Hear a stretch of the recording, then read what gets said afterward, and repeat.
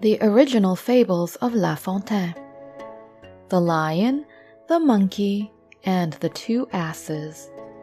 King Lion, thinking that he would govern better if he took a few lessons in moral philosophy, had a monkey brought to him one fine day who was a master of arts in the monkey tribe. The first lesson he gave was as follows. Great King, in order to govern wisely, a prince should always consider the good of the country before yielding to that feeling which is commonly known as self-love, for that fault is the father of all the vices one sees in animals. To rid oneself of this sentiment is not an easy thing to do, and is not to be done in a day. Indeed, merely to moderate it is to achieve a good deal, and if you succeed so far, you will never tolerate in yourself anything ridiculous or unjust. Give me, commanded the king, an example of each of those faults. Every species of creature, continued the philosopher, esteems itself and its heart above all the others. These others it regards as ignoramuses, calling them by many hard names, which, after all, hurt nobody. At the same time, this self-love, which sneers at other tribes and other kinds of beasts, induces the individual to heap praise upon other individuals of his own species, because that is a very good way of praising oneself too.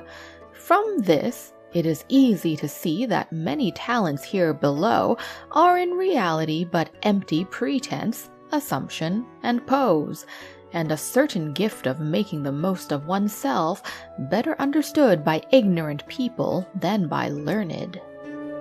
The other day, I followed two asses who were offering the incense of flattery to each other by turns, and heard one say, "My lord, do you not think that man, that perfect animal, is both unjust and stupid? He profanes our august name by calling every one of his own kind an ass who is ignorant, or dull, or idiotic. And he calls our laughter and our discourse by the term braying. It is very amusing that these human people pretend to excel us." "My friend," said his companion, "it is for you to speak and for them to hold their tongues. They are the true brayers. But let us speak no more of them. We two understand each other, and that is sufficient.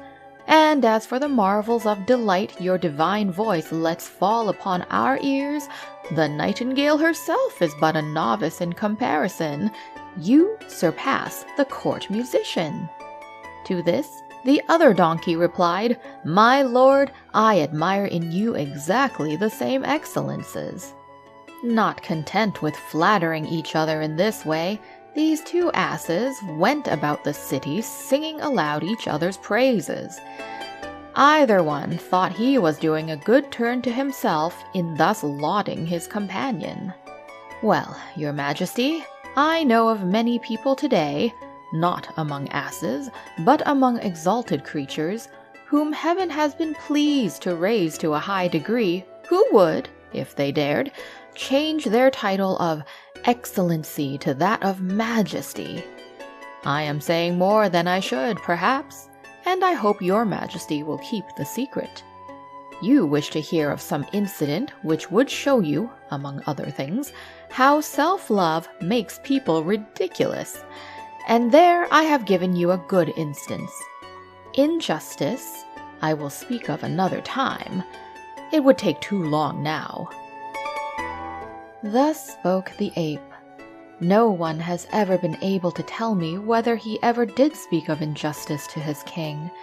It would have been a delicate matter, and our master of arts, who is no fool, regarded the lion as too terrible a king to submit to being lectured too far.